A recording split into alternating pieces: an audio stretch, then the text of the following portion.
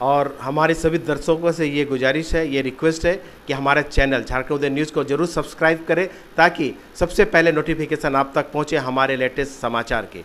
याद रखें दोस्तों, हमारा चैनल है झारखंड उदय न्यूज़, यूट्यूब पर आप इसे सब्सक्राइब जरूर करें ताकि हमारा हर न्यूज़ आप तक समय पर पहुंच पाए।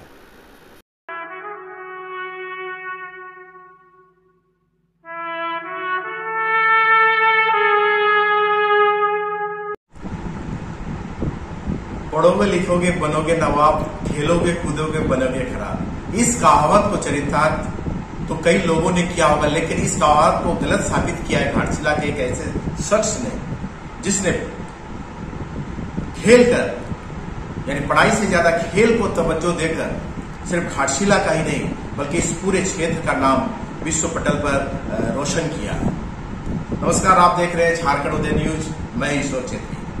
आज मैं जिस शख्स से आपकी मुलाकात करवाने जा रहा हूं, उस शख्स ने स्पोर्ट्स और फुटबॉल के क्षेत्र में नेशनल लेवल तक अचीवमेंट किया कर घाटशिला का नाम भारत के मानचित्र पर रोशन किया है।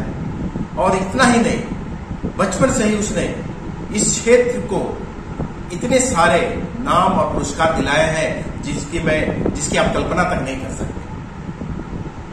80 के दशक में जब हिंदुस्तान कॉपर ब्लास्टर का फॉर्मेशन हो रहा था, तो उस समय गोलकीपर के रूप में उभर कर उन्होंने इस क्षेत्र को एक फुटबॉल के क्षेत्र में एक नया जीवन दिया। जिस शख्स की मैं बात कर रहा हूं, उनका नाम है श्री सुशांत कुमार भट्टाचार्य, और जिन्हें प्यार से लोग आनंदोदा के नाम से जानते हैं। आइए उनसे आज बात करते हैं और सारा किस्सा जानते हैं, उनके जीवन का इस सफर को शुरू से लेकर अंत तक किस तरह से उन्होंने इस कामयाबी को हासिल किया और आज अपना कैसा जीवन बिता रहे हैं और क्या क्या उनकी हॉबीज है, क्या क्या तमन्नाएं उनके दिल में। इस सारी बातों को जानते हैं, मिलते हैं सुशांत भट्टाचार्य और आनंदोदा से। आनंदोदा, सबसे पहले झारखंड उदय न्यूज में आपका स्वागत है। सबसे पहले तो मैं आपको बधाई देना चाहूंगा कि आपने इतने सारे पुरस्कार जीते हैं स्पोर्ट्स में, एथलेटिक्स में, फुटबॉल में। ये आप वाकई में एक कंप्लीट स्पोर्ट्समैन है।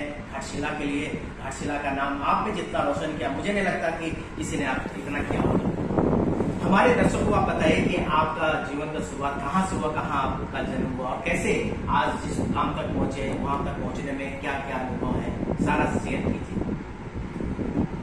देखिए, सबसे पहले आपको घाटशिला में, डाईगोड़ा में मेरा जन्म हुआ। हिंदुस्तान कॉपर के हॉस्पिटल में पिताजी भी हिंदुस्तान कॉपर में कार्यरत थे और यहीं पे पले बड़ा हुए। स्कूलिंग, कॉलेज सारा घाटशिला से ही मेरा हुआ। जगदीश चंद्र उच्च विद्यालय से मैं पास आउट किया। पहला एनुअल स्पोर्ट्स के जो स्वाद होता है चैंपियन, वो स्कूल से मेरे को मिला। और उसके बाद घाटशिला कॉलेज का भी जो पहला स्पोर्ट्स हुआ था 1977 और 1978 में, उस समय दोनों साल मैं वहाँ पे चैंपियन रहे। और बड़ा गर्व से मैं बोलता हूँ, मैं नहीं, हम दोनों चैंपियन रहे, हम और हमारे वाइफ दोनों ही। हम बॉयज में थे, वो गर्ल्स में, दोनों हम लोग चैंपियन रहे। 1976 में मैं फुटबॉल में पहला फर्स्ट डिवीजन खेला जमशेदपुर यूथ क्लब से। बड़ा मैं भाग्यशाली रहा कि पहला साल मैं यूथ क्लब में फुटबॉल खेलते हुए मेरे को जमशेदपुर स्पोर्ट्स एसोसिएशन के जो सिलेक्शन का वो हुआ, मतलब जो कैंप में मेरे को सिलेक्शन मिला था। लेकिन उस समय घाटशिला में हमारे हिंदुस्तान कॉपर का रिक्रूटमेंट के लिए उस समय ट्रायल मैच चल रहा था। और मैं सही में मैं बहुत भाग्यशाली हूँ कि घाटशिला में जब हिंदुस्तान कॉपर में ट्रायल मैच चल रहा था, उस समय हम लोग का फाइनल सिलेक्शन जो किए थे वो थे हमारे इंडिया के, जिसको पेले बोला जाता है, सत्यचुनी गोस्वामी, वो हमारे सिलेक्शन किए थे। और आज भी याद है मेरे को मैच के बाद जब उनका जब पैर छुए आके ट्रायल मैच के बाद, तो मेरे को कंधा में हाथ रख के मेरे को बोले थे गॉड गिफ्टेड फिगर मिला है, इसको यूटिलाइज करो। तो प्रयास किया। 78 में मैं घाटशिला स्पोर्ट्स एसोसिएशन बना और बोकारो में पहला स्टेट चैंपियनशिप हुआ और हम लोग बहुत अच्छा प्रदर्शन किए। मतलब घाटशिला स्पोर्ट्स एसोसिएशन टीम बोलने से मोस्टली कॉपर ब्लास्टरी टीम थी। हिंदुस्तान कॉपर के जो प्लेयर्स थे ऑलमोस्ट वही घाटशिला स्पोर्ट्स एसोसिएशन में खेलते थे। और उस बार शायद मेरा ख्याल से 5 या 6 प्लेयर को स्टेट कैंप में चांस मिला था और इसमें भी मैं सही में भाग्यशाली रहा कि मेरा स्टेट टीम में सिलेक्शन हुआ नेशनल के लिए। उस बार जम्मू एंड कश्मीर में नेशनल हुआ। इसके बाद फिर 79, 78 उड़ीसा नेशनल में खेले। हिंदुस्तान कॉपर में हर तरह का हिंदुस्तान कॉपर से मदद मिला। हिंदुस्तान कॉपर में मैं एक्चुअली एथलेटिक्स में भी मैं काफ़ी दिलचस्पी रखता हूँ। हिंदुस्तान कॉपर में annual sports, inter camp, inter unit सब में मैं अच्छा प्रदर्शन किए और जिसका पीछे शायद मेरा मेहनत था, लोगों का प्यार था, माँ पिताजी का आशीर्वाद था और करते करते मोटा मोटी मैं रांची यूनिवर्सिटी से भी ऑल इंडिया इंटर यूनिवर्सिटी गए, BHU में हुआ था। नेशनल में मेरा हम बता रहे हैं मेरा पता नहीं मेरे जीवन का सबसे सुंदर समय था जब मैं पहला नेशनल खेलने गए थे जम्मू एंड कश्मीर। उस समय मेरा कोच रहे पीटर थंगराज जो कि 3 बार ओलंपिक खेले हुए थे। उसके बाद चंद्रेश्वर प्रसाद जिनका नाम हमारे इंडिया का फुटबॉल में बड़ा बड़ा अक्षर में पाया जाता है। मोहन बागान के 3 बार कंटिन्यू कैप्टनशिप किए। इस ईयर जब पांडे का इसमें जब चैंपियन हुआ था उस समय उन्होंने उस टीम के सदस्य रहे। हमारे जो कोच थे यहाँ पे हिंदुस्तान कॉपर में राजेंद्र कुल्लर, आज हमारे बीच कोई नहीं है, लेकिन उनसे जो मिला था, जितने हम अपना जीवन में अचीव कर पाए, सबका शुरुआत हुई है। हाँ, एक बात जरूर कहना पड़ेगा, जब जैसी स्कूल में जब थे उस समय हमारे एक स्पोर्ट्स इंस्ट्रक्टर वहाँ पे ज्वाइन किए थे।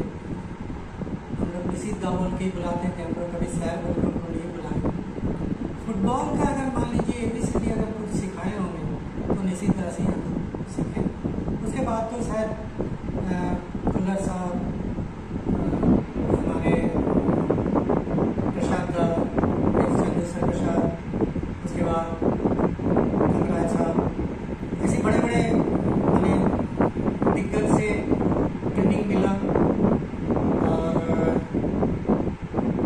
उसके बाद मैं अपना करियर को और आगे ले जाना चाहते थे, लेकिन मेरा तो जूनियर थे। उस जूनियर को मैं सोचा कि इन लोगों को आगे बढ़ाना जरूरी है। पर्टिकुलर में गोलकीपिंग करते थे और मैं उन लड़के लोगों को मैं कोशिश किया कि आगे बढ़ाने के लिए, और जिन लड़के के लिए मैं सेक्रीफाइस किए थे और स्टेट चैंपियनशिप किया अपना घाटशिला स्पोर्ट्स एसोसिएशन की टीम से। बहुत मैं इसमें हूँ कि घाटशिला रंगनी कमेटी में एक गाँव ही थे इस समय, और मैं यहाँ तक पहुँच पाया। ये मेरा लिए बहुत सौभाग्य की बात है। घाटशिला के लिए भी हम उम्मीद करते हैं कि गर्व की बात है। आनंद, एक बात तो कहना चाहेंगे, जो मुकाम आपने घाटशिला से हासिल किया है वो आज तक किसी ने नहीं किया। आपने जो चैंपियनशिप खेली है वो आज तक किसी ने नहीं खेला। लेकिन हम एक बात जानना चाहेंगे कि जिस समय 70 के दौर में लोग अपने बच्चों को पढ़ाना चाहते हैं, क्योंकि उस समय और कुछ नहीं था, गरीबी थी चारों तरफ। हर पिता चाहता था कि उसका बेटा पढ़े लिख करे, डॉक्टर इंजीनियर बने, वो यही चाहता था। लेकिन आपने एक स्पोर्ट्स को चुना, तो वो फैसला कैसा आपके मन में आया, उसको बताइए। बहुत बड़ी बात आपने पूछ ली है। संघर्ष तो करना पड़ा शुरू में, क्योंकि उस समय पढ़ाई एकमात्र जरिया रहता था। माँ पिताजी का एक टारगेट रहता था कि नहीं, मेरा बच्चा पढ़ेगा लिखेगा विद्वान बनेगा। और मेरा पता नहीं, मेरा शुरू से एक चैलेंजिंग एटीट्यूड स्पोर्ट्स के प्रति मेरा, मतलब बचपन से एक ऐसा लगाव था जिसका चलते शुरू में मम्मी से बहुत डांट फटकार मिला, और लेकिन मैं कभी इसमें हार नहीं मानी। और बड़ी मज़े की बात है, मैं पहला बुक खरीदा, हम लोग का ग्रामीण में जेनू होता, उस समय एकादशी होता था, तो एक बार पिताजी एकादशी का दिन हमको 20 रुपया दिए, 20 रुपया दे के बोले कि 2 रुपया का अपना हलवा वगैरह ले आना और बाकी 18 रुपया मम्मी को दे देना। तो मैं देखा वही एक मौका, उस समय 20 रुपया मिलना बहुत बड़ी बात। तो 20 रुपया लेके मैं सीधा चला गया धर्मू स्टोर में। उसी समय एक ही स्पोर्ट्स का दुकान हुआ करता था। मैं 18 रुपया से एक बूट खरीदा, 2 रुपया ले आके अपना मम्मी को वापस कर दिया। रात में पिताजी पूछे कि खाना वाना खा लिया, तो बोला नहीं, वो तो खाना क्या खाएगा, वो तो 18 रुपया का बूट लाएगा और 2 रुपया वापस कर दिया। पिताजी बोले कि नहीं, बिल्कुल खा के रह जाएगा। लेकिन वो मतलब हम खाली सोए थे कि कब बोर हो गए। 5 बजे मैं उसी बुक को लेकर सीधा चले गए मैं फील्ड में, और फील्ड में जाके जिस दिन वो पहला बूट मैं पहना था, मेरा जीवन का आप बोल सकते थे कि पहला शुरुआत इसी तरह हुआ। तो आप सोचिए, एक समय था जिस समय सही में स्पोर्ट्स में आना बहुत डिफिकल्ट था। लेकिन फिर मैं बता रहा हूँ, वही मम्मी मेरे को बाद में इतना एनकरेज की कि मैं जब पहला नेशनल जा रहा था, बोकारो स्टील में कैंप हुआ था, मैं जिद में अड़ गया कि मम्मी अगर नहीं आएंगे तो फिर मैं नहीं जाऊँगा, क्योंकि जम्मू एंड कश्मीर बहुत दूर में नेशनल हो रहा था श्रीनगर में। काजल देव के मेरा एक फ्रेंड थे, काजल मेरा मम्मी को लेके बस में यहाँ से बोकारो गया। मम्मी को हम लोग सब एक साथ मम्मी के साथ बैठ के वहाँ खाना खाए, जितने प्लेयर थे सब मम्मी का पैर छुए, मम्मी वापस आए, तब जाके हम पहला नेशनल खेलने गए। तो आनंद, इस विषय में हम लोग थोड़ी देर बाद और चर्चा करेंगे। बहुत सारी बातें आनंद से जानने के लिए आप देख सकते, कहते हैं होनहार विद्वान के खोज चिकने पार। किस तरह से बचपन से ही उन्होंने स्पोर्ट्स के प्रति अपनी जो रुचि दिखाई, वो यही फल उनको मिला कि आगे चलकर उन्होंने इतनी उपलब्धि हासिल की। दोस्तों, वक्त हो चुका है छोटे से ब्रेक का, मिलते हैं ब्रेक के बाद। देखिए, ब्रेक के बाद कहीं जाइएगा नहीं, बातों का सिलसिला सुशांत कुमार भट्टाचार्य से इसी तरह जारी रहेगा, देखते रहिए।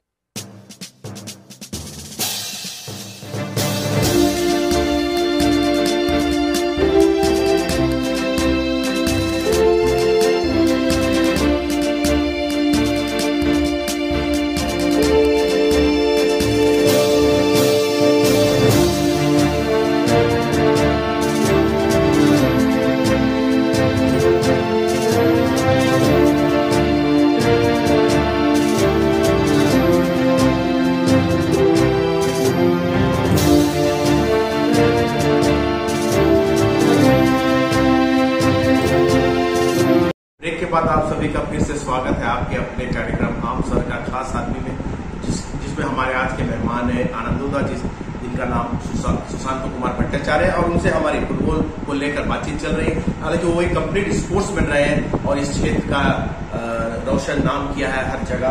आनंदोदा, फिर से आपके पास आते हैं, और जहां तक फुटबॉल की बात करें, फुटबॉल में आपका बहुत लंबा कैरियर रहा है। हालांकि आप तो स्पोर्ट्स में हर क्षेत्र में रहे, चाहे एथलेट्स हो या और कुछ बात करें, लेकिन फुटबॉल में आपकी रुचि भी ज्यादा थी और आपकी पर्सनैलिटी भी ऐसी थी कि हर क्षेत्र का हर आदमी आपको पहचानता है।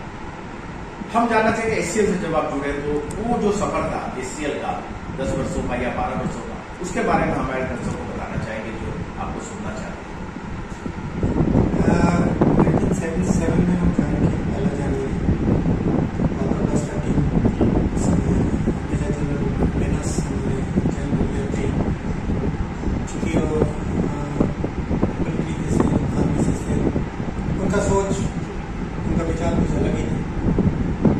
स्पोर्ट्स के फील्ड में तो मतलब लाजवाब थे। हमारे जो टीम जो बना यहाँ पे, वो टीम मतलब हम फुटबॉल खेलते हुए बहुत सारे ऑफर आए, बहुत जगह से बहुत सारे ऑफर मिला, लेकिन हमारा जो अपना टीम था ये हमको नहीं मिला, हमको मिला ऐसा बात नहीं है। हमारे टीम के बहुत सारे मतलब प्लेयर्स जो कि मैं एक एक करके मैं नाम कहूँगा, जैसा तापस गांगुली, काजल दे, हवलदार सिंह, अखिल दास, त्रिलोचन सिंह, उसके बाद रघुवीर सिंह, रायसन माझी, विंसेंट गुड़िया, मुनीराम, उसके बाद पीएल थापा, फिर संजय गिरी, किशोर मुखर्जी, मतलब बहुत सारे हमारे प्लेयर थे जो कि मतलब सबका अपना स्पोर्ट्स करियर में मतलब एक स्पोर्ट्स एंड फुटबॉल गेम्स सबका एक अच्छा मतलब एक अतीत रहा। जैसा तापस गांगुली कलकत्ता फर्स्ट डिवीजन खेलते थे यहाँ के, काजल कलकत्ता यूनिवर्सिटी का वाइस कैप्टन था, हवलदार सिंह कल्याणी यूनिवर्सिटी खेल के यहाँ पे आए, अखिल दास कलकत्ता इंडियंस में वो खेलते थे, फिर वहाँ से यहाँ आए, रघुवीर सिंह आप लोग सब कुछ जानते हैं बेस्ट स्कोरर था, त्रिलोचन सिंह जब हम लोग आईपीएल खेलने गए तो पेपर कटिंग अभी भी आज मेरे पास है, उसमें लिखा हुआ था कि हिंदुस्तान टॉपर का जिब्राल्टर रॉक, इतना अच्छा डिफेंस किया है। ऐसे रायसन माझी, विंसेंट गुड़िया एक एथलीट था, एक 400 रनर था, और उनका जो हाइट है उस हाइट में वो जब कवर करते थे ना लगता था कि पंछी उड़ रहा है, और जब स्पॉट लेते थे वो भी देखने लायक थे। किशन मुखर्जी आज हमारे बीच नहीं रहा, हमारे बीच नहीं रहा, दुखद समाचार है, लेकिन हमारा जो टीम था ना, आप अगर बोले तो एक नेशनल इंटीग्रिटी का टीम था, और एक दूसरे से हम लोग बराबर प्रैक्टिस करते करते करते करते एक दूसरे को इतना अच्छा पहचान लिए थे। इसीलिए क्या होता था, मान लीजिए कितना भी नामी दामी टीम हम लोग इंडिया में 4th पोजीशन रहा, ये क्या नाम अपना पंजाब पुलिस, हम लोग उनको मतलब डिफीट किए, हम लोग जॉर्ज टेलीग्राफ को डिफीट किए, हम लोग कलकत्ता पोर्ट को डिफीट किए। ऐसा बहुत सारे हम लोग नामी दामी टीम से खेले और हम लोग मतलब डिफीट किए। सबसे बड़ी बात है हमारा टीम का एक बहुत बड़ा डिसिप्लिन था, हमारा टीम का प्लेयर था एक साथ प्रैक्टिस करते करते करते करते एक बहुत ज़बरदस्त स्टेमिना था। और सबसे मज़े की बात था कि हम अभी थोड़ा देर पहले बोले, सबको बहुत सारे ऑफर मिलते हुए भी हम लोग कभी नहीं सोचे कि नहीं हमारा ऐसा टीम छोड़ के हम लोग कहीं जाए, और आखिर तक हम लोग सबको ही एक साथ रहे। चलिए, कंपनी का बहुत सारे पॉलिसीज होता है जिसका चलते कभी कभार स्पोर्ट्स एक्टिविटीज़ में थोड़ा दलाल आ जाता है, बट वो जो 8-10 साल का जो सफ़र रहा वो जीवन का एक ऐसा सफ़र था, मतलब ना तो वो दिन कभी लौट के आएगा, और हम चाहेंगे कि हर स्पोर्ट्समैन का जीवन में ऐसा समय आए, ऐसा दौर आए। हम अकेला तो कुछ नहीं, हमारा टीम वर्क था, हमारा टीम वर्क में ऐसा भी हुआ है हम डिफीट हो गए हैं, हम पीछे मुड़ के देखते हैं त्रिलोचन सिंह अपना सर से हिट करके बॉल निकालते, ये हुआ टीम वर्क। ऐसा टीम में भी हमको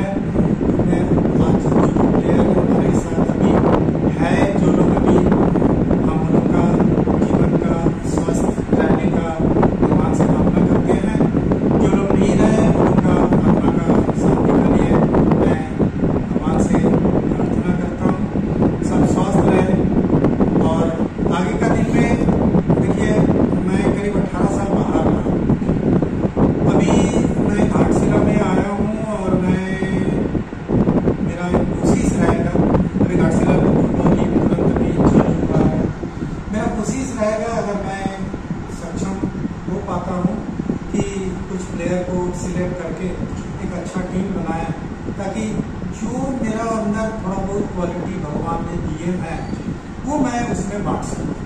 ये मेरा एक दिली ख्वाहिश है। अभी भी शक्तिधर टिकरे बाकी लड़के लोग जिस तरह घाटशिला स्पोर्ट्स एसोसिएशन को बचा के रखे हुए हैं, हम लोगों का भी शुक्रगुजार हूँ, तारीफ करता हूँ। वो लोग इसी तरह घाटशिला स्पोर्ट्स एसोसिएशन को आगे लेके चले। हम लोग इस उम्र में जितना जो सपोर्ट होगा हम लोग करेंगे। बाकी घाटशिला के जितने यूथ हैं सबसे मेरा गुजारिश है कि स्पोर्ट्स एरिना एक ऐसा एरिना है, हमसे अगर कुछ भी कभी जरूरत हुआ डायरेक्टली मेरे पास आ जाए। हमारा पास जितना है जो हम दे सकते हैं हम जरूर उनको हेल्प करेंगे। और हम चाहेंगे कि ठीक है, इस सब डिवीज़न से मैं पहला नेशनल खेला, मैं पहला ऑल इंडिया इंटर यूनिवर्सिटी किया रांची यूनिवर्सिटी से। ऐसा मतलब 100 लड़के यहाँ से लड़कियाँ यहाँ से स्पोर्ट्स में हुए और उभर के आए और घाटशिला का आनंद एक बात कहना चाहिए, फुटबॉल बहुत ही पॉपुलर गेम रहा पूरे वर्ल्ड में और 70 और 80 के दशक में घाटशिला में भी इनका बहुत ज़्यादा क्रेज था। घाटशिला का पूरे इंडिया में था।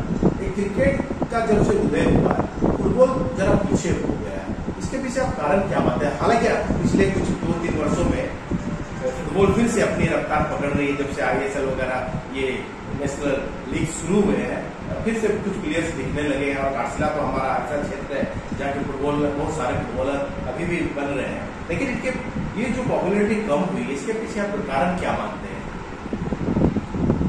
क्रिकेट अभी क्रिकेट के बारे में अगर हम बोलें, हमारे देश में हम आज अगर हम बात करेंगे ना कि हमारा देश फुटबॉल में ओलंपिक खेले हुए हैं तो ये सपना लगता है। इवन मतलब एशियाड बोलिए, मतलब बात ये नहीं है कि फुटबॉल में टैलेंट नहीं है। हमारे 130 करोड़ का देश में अगर आप बोलिएगा टैलेंट नहीं है तो मैं तो बनने के लिए तैयार नहीं। सबसे बड़ी प्रॉब्लम अभी कुछ देर पहले बोल रहे थे कि स्पोर्ट्स एरिना में रहते हुए कुछ ऐसा मतलब दुखदायक चीज़ देखें जिसका चलते हम स्पोर्ट्स से थोड़ा दूर हो गए। तो ये जो अभी थोड़ा देर पहले मैं बोला हूँ कि 130 करोड़ का देश में अगर आप बोलेंगे टैलेंट नहीं है, ये कोई विश्वास नहीं करेगा। ओनली प्रॉपर सिलेक्शन चाहिए। गवर्नमेंट का स्पोर्ट्स का पॉलिसी होना चाहिए। एक रूरल से एक लड़का, अभी देखिए मैक्सिमम रूरल में फुटबॉल खेल रहा है। एक रूरल से एक लड़का अगर फुटबॉल खेलता है, उसमें अगर टैलेंट है, उनको परवरिश देना ये गवर्नमेंट का एक बहुत बड़ा दायित्व है। क्योंकि देखिए प्रॉपर फूड चाहिए, प्रॉपर ट्रेनिंग चाहिए, तभी जाके वो आगे आएगा। जो चीज में क्या हुआ, क्रिकेट को इतना बढ़ावा मिला, पैसा मिला, एडवर्टाइजमेंट मिला, जिसका चलते धीरे धीरे लोगों को ऐसा लगा कि नहीं क्रिकेट में ही जाना चाहिए। बट क्रिकेट इतना एक्सपेंसिव चीज़ है ना, ये हर जगह का बस का बात नहीं है। हमारे समय एक मतलब हम लोग से जूनियर थी, उसका देखिए हम लोग खुबली जाना बोलती है, हम लोग जानते थे, आप लोग जानते होंगे। उन्होंने इंडिया टीम में उनका सिलेक्शन हुआ, जो हमारे साथ यूनिवर्सिटी स्पोर्ट्स में भी गया था। बहुत टैलेंट उसमें थी और बोलने का मतलब है टैलेंट नहीं है ऐसा बात नहीं है, लेकिन हमारे गवर्नमेंट की पॉलिसी जो है ना, इस पॉलिसी को देखिए, जब तक आप कोई भी चीज़ को, ठीक है, प्रोफेशनलिज्म लाना इमीडिएट पॉसिबल नहीं है, ठीक है, लेकिन अगर आप मान लीजिए जो चीज़ रिक्वायरमेंट है मिनिमम एक स्पोर्ट्समैन को बनाने का लिए, प्रॉपर फूड, प्रॉपर ट्रेनिंग, वो आप जब तक नहीं दे पाइएगा ना, तब तक आपका फिजिक तो मजबूत होना चाहिए ना। हम आगे देखते हैं ब्राजील को, स्पेन को, जर्मनी को, ऑस्ट्रेलिया को, इंग्लैंड को, काफी आगे, छोटा सा देश है ये सारे, इतना बड़ा देश, इतने सारे जनसंख्या होने के बावजूद भी हम पिछड़े हुए हैं। सारा जिम्मेदारी क्या गवर्नमेंट को ही देना चाहिए? जानते हैं हमारे स्पोर्ट्स के जो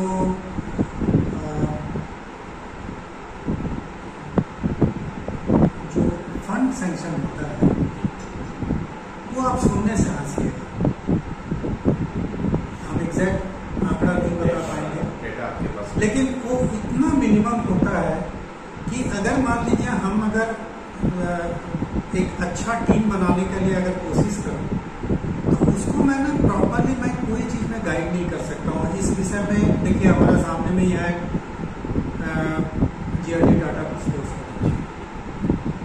टाटा इस विषय में एकदम जैसा DFA टीम है, इतना बढ़िया टीम है। तो इस तरह के अगर जैसे बड़े बड़े आप जानते हैं रिलायंस का जो क्रिकेट में बहुत ज़्यादा दिलचस्पी है, but at the same time क्या होगा ना, जैसा अभी खेलगांव बना, हमारे झारखंड के बता रहे हैं खेलगांव बना, तो खेलगांव बना बहुत अच्छी बात है। लेकिन खेलगांव बनने के बाद अगर मान लीजिए ठीक है 2 टीम हमारे ओलंपिक में गए, हॉकी में गए, बहुत अच्छी बात है, बट ये कुछ नहीं है। हमारे इतना बड़ा देश में अगर हम ओलंपिक से मान लीजिए 10 मेडल लाते हैं, ये हमारे लिए कुछ नहीं है। यही चीज़ अगर गवर्नमेंट इनिशिएटिव लेते हैं, हम लोग तो अभी ठीक है, हम लोग अभी सीनियर सिटीजन है, लेकिन सीनियर सिटीजन होने के बावजूद भी अगर गवर्नमेंट हम लोग को बोलते हैं कि भाई आप लोग आगे आओ, आप लोग क्या करना है एडवाइस करो।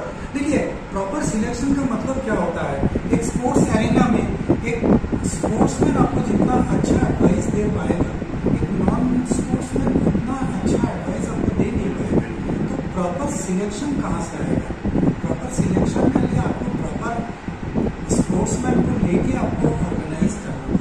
अच्छा, पिछले दिनों जो झारखंड की हेड रेफरी है यहाँ आए थे ट्रेनिंग के लिए, उससे मेरी बातचीत हुई थी, तो उन्होंने कहा कि विदेशों में जैसे ब्राजील हो, स्पेन हो, जर्मनी, यहाँ पर ग्रास रूट से बच्चों को सिलेक्ट करके ट्रेन किया जाता है उन देशों में, इसलिए उनका जो प्रोडक्ट होता है वो काफी प्रभावशाली होता है। लेकिन भारत में इस तरह की व्यवस्था नहीं है। हम लोग इतना बड़ा सच्चाई है कि ब्राजील में आप देखिएगा 3 साल 4 साल के बच्चे जब फुटबॉल लेके जब वो लोग मतलब मैदान में जब वो लोग प्रैक्टिस करता है ना, वो देखने से हम लोग सोचते हैं कि हम लोग कहाँ पे हैं।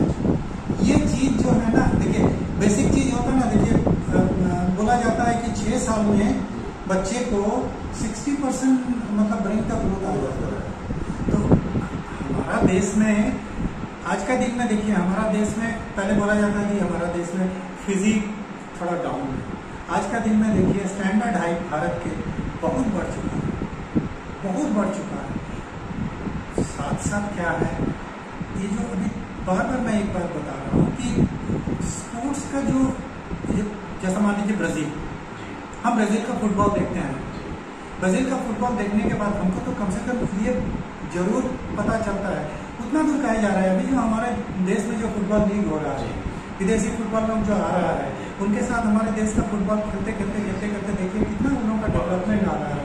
तो मेरा कहने का मतलब है कि सिस्टम डेवलप करना होगा। सिस्टम डेवलप करने से देखिएगा बहुत अच्छा स्पोर्ट्स में हमारा देश आगे आएगा। और देखिए जिम्नास्ट में हम लोग कभी कुछ सोचे ही नहीं थे, लेकिन अभी रिसेंटली देखिए जो ओलंपिक हुआ उसमें जिम्नास्ट में ये क्या नाम था उनका, याद नहीं आ रहा है, वो बच्ची त्रिपुरा की, वो कितना अच्छा मतलब परफॉर्म किया। तो आपको अगर फैसिलिटीज मिलेगा, आपको अगर बूस्टअप करने का कोई रहेगा, तो फिर आप क्यों नहीं आगे बढ़ोगे, एकदम बढ़ना। तो मतलब ये है कि ग्रास रूट से बच्चों को सिलेक्ट करकर ये एक सिस्टम के तहत उन्हें डेवलप किया जाने से हमारा फुटबॉल का जो ये होगा फ्यूचर बहुत ही टॉप होगा। दोस्तों आनंद एक बात जानना चाहेंगे कि जैसे आपने कहा है बात सही है, लेकिन आपको नहीं लगता कि मतलब एक फुटबॉल का एक अच्छा ट्रेनिंग एकेडमी हमारे शहर में होना चाहिए?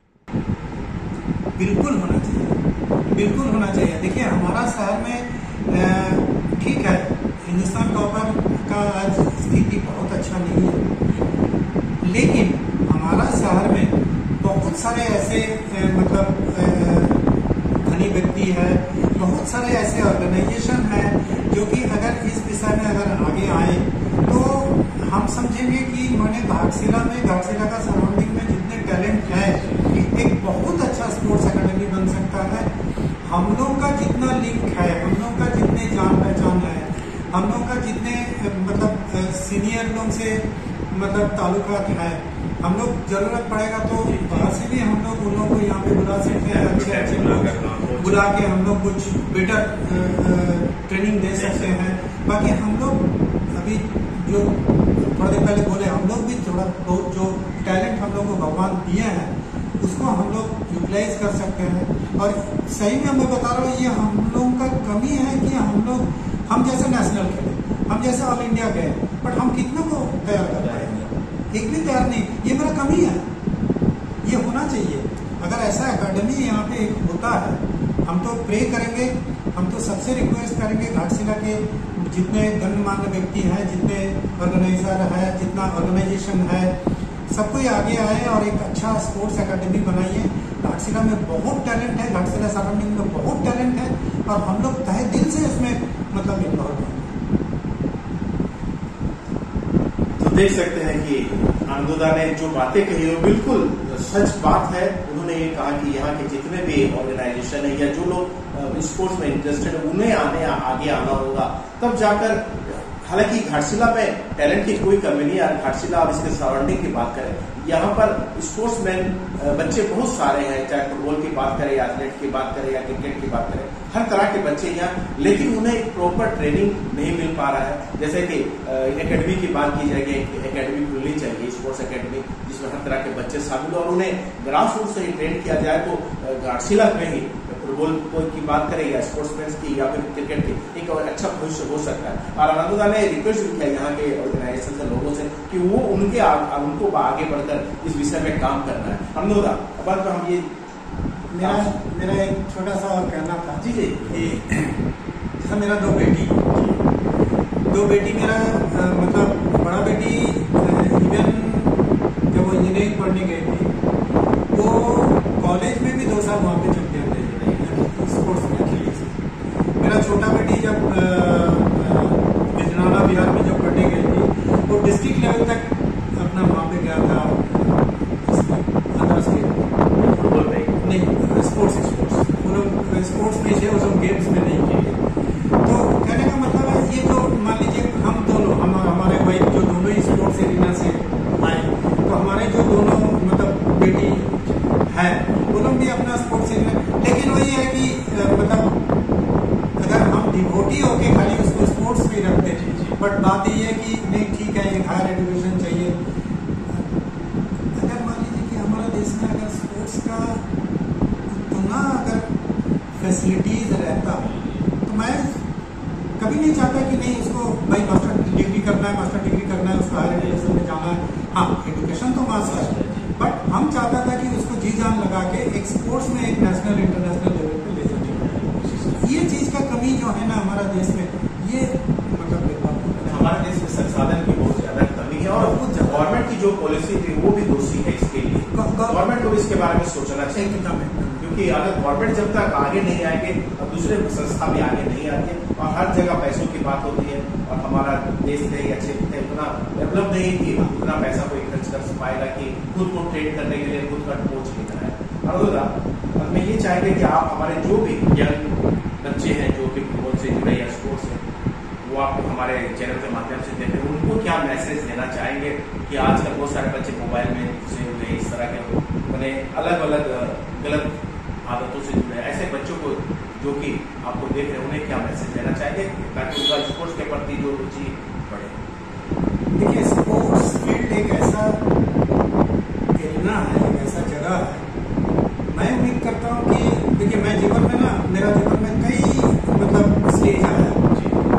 शुरू किया स्पोर्ट्स से, उसके बाद फिर जब स्पोर्ट्स यहाँ पे मतलब रेगुलराइज नहीं रहा, उस समय मैं चले गए एडमिनिस्ट्रेशन में। उसके बाद फिर माइनिंग फील्ड में मैं चले गए और आज का दिन में तो मैं बागवानी कर रहा हूँ। लेकिन मैं एक बात बता रहा हूँ, वो जो हरा फील्ड जो है ना, उस हरा फील्ड में जब आप दौड़ते हैं, उस हरा फील्ड में जब आप फिजिकल एक्सरसाइज करते हैं, जब कदम रखते हैं ना, तब आपका जो दिमाग है उसमें एक पॉजिटिविटी आता है। उस पॉजिटिविटी ना, आप अगर करोड़पति अरबपति भी हो जाओगे ना, उस पॉजिटिविटी आपको कहीं नहीं मिलेगा। तो मैं हर बच्चे से, हर यंग स्टार से मैं आग्रह करूंगा, देखिए मोबाइल में आप क्या कर सकते हैं, मोबाइल में आप अपना दिमाग खराब कर सकते हैं, फिजिक खराब कर सकते हैं, समय बर्बाद हो सकता है।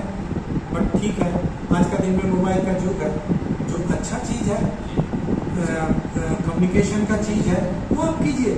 बट यंग स्टार को हम रिक्वेस्ट करेंगे कि आप लोग हरा फील्ड में आइए, ग्रीन ग्रास पे आप लोग उतरिए, स्पोर्ट्स का जो आनंद है वो लीजिए।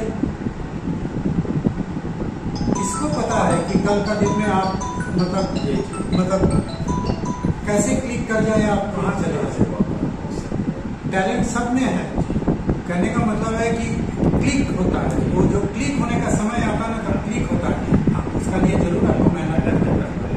तो आप लोग जरूर आगे आइए। हम तो बार बार बोल रहे हैं, अगर हमसे किसी प्रकार का आप लोगों को मदद चाहिए, हमसे किसी प्रकार का आप लोगों को सहायता चाहिए, आप लोग आइए। हमसे जितना हो पाएगा मैं तहे दिल से आप लोगों को मदद करूँगा। लेकिन आप लोग ज़्यादा से ज़्यादा बच्चे, आप लोग ज़्यादा से ज़्यादा यूथ स्टार स्पोर्ट्स एक्टिविटीज़ में जरूर पार्टिसिपेट कीजिए। बहुत बहुत धन्यवाद आनंद आपके समय देने के लिए। दोस्तों, देख सकते हैं कि ये स्पोर्ट्समैन स्पिरिट क्या होता है। आज भी यंग है, आज भी उनकी पर्सनैलिटी वैसे ही है जैसे कि हमने 30-40 साल पहले इनको देखा था। आज भी उतने खुश मिजाज है, उतने खुश दिल है, लोगों से हंसकर मिलते हैं। बस यही एक कारण है कि ये स्पोर्ट्समैन रहे हैं। और जहां तक इन्होंने कही, बहुत अच्छी बात कही आप लोगों के लिए कि स्पोर्ट्स से रिलेटेड कुछ भी अगर आपको जरूरत है तो इनसे आके संपर्क करें। इनसे जो होगा ये मदद करेंगे, नहीं होगा तो उनके जो भी कॉन्टेक्ट है उनसे आपकी मुलाकात कराएंगे और आपको जितना मदद हो सके ये दिलाने का भरपूर कोशिश करेंगे, जैसा कि उन्होंने वादा किया है। और हमारी भी ये गुजारिश है आप सबों से कि उठ कर आइए। आपके अंदर टैलेंट है तो आइए स्पोर्ट्स फील्ड में और अपने करियर को एक नया आयाम दीजिए। दोस्तों, बहुत सारे करियर बनाने के अवसर स्पोर्ट्स में होते हैं, लेकिन जरूरत है तो आपको उस पर पूरी मेहनत और लगन के साथ आगे आना होगा। आनंदुदा के साथ आज की बातचीत हमारी यही खत्म होती है, लेकिन अगले कड़ी में फिर एक नए मेहमान के साथ आपसे होगी मुलाकात। तब तक के लिए मैं सोचित्री रही प्रकाशी के साथ आपसे इजाजत चाहता हूँ। मिलेंगे अगले एपिसोड में, जिनका नाम है आम शहर का खास आदमी, एक नए मेहमान के साथ नए समय पर। देखते रहिए झारखंड न्यूज। नमस्कार।